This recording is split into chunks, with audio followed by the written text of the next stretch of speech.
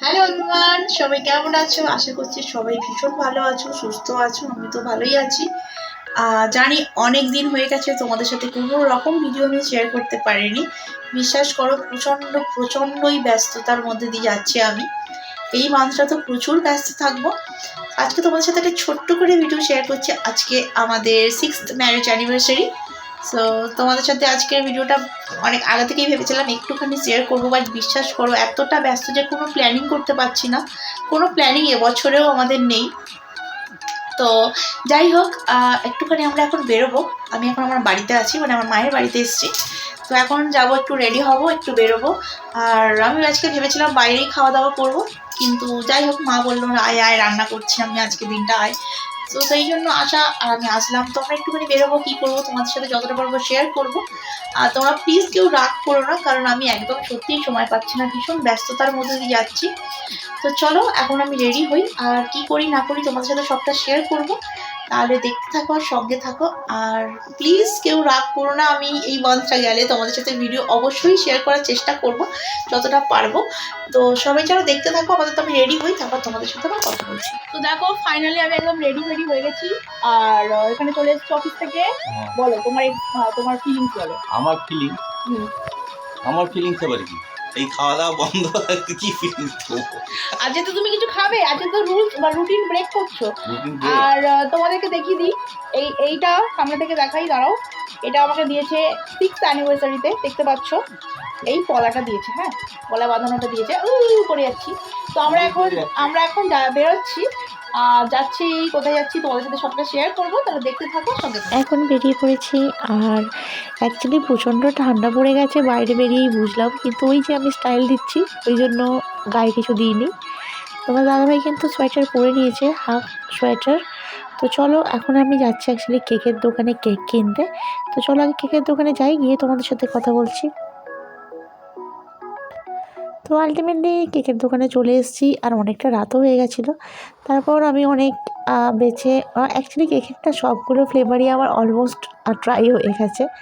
তো আমি প্রত্যেক বছরই যখন কেক আনি একটু লাভ টাইপের কেকগুলোই একটু আমি অর্ডার করতে পছন্দ করি, কারণ এটা আমাদের দুজনের স্পেশাল দিন। যাই হোক, তারপর কেকের নাম লিখবো কি জিজ্ঞাসা করলো, আমি নাম লিখিয়ে কেকটা নিয়ে বেরিয়ে পড়েছি। তো চলো আস্তে আস্তে বাড়ির দিকে যাই। আর তোমরা কিন্তু আমাকে জানাবে আজকে আমি শাড়ি পরেছি তোমাদের কেমন দেখতে লাগছে আমাকে, তো সেটা অবশ্যই কেমন করে জানিও। তো এবার কেক নিয়ে যাচ্ছে এখন বাড়িতে। আর তোমার দাদাভাই কিন্তু রাস্তা আমাকে একটা চকলেট কিনে দিয়েছিল, ডার্ক চকলেট, যেটা আমার ক্লিপিংস নেওয়া হয়নি। তো এবারে আমি চলে এসেছি বাড়িতে, আর এসে আমার দিদির ছেলে দাঁড়িয়েছিল, তো ওরা ভিডিওটা করে দিয়েছে। তো আমরা নিজেরা কেকটা কাটার জন্য রেডি হচ্ছি। তো চলো আগে কেক কাটাকুটি করে নিই, তারপর তোমাদের সাথে আবার কথা বলছি।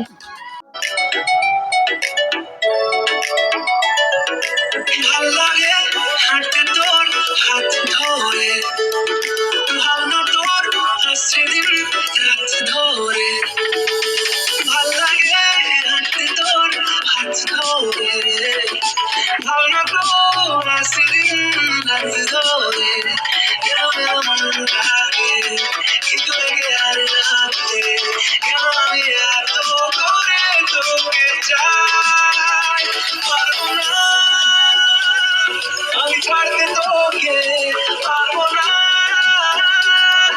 আমি ভুলতে তোকে পারবো না, ছেড়ে বাঁচতে তোকে হয়ে যাচ্ছি একবার।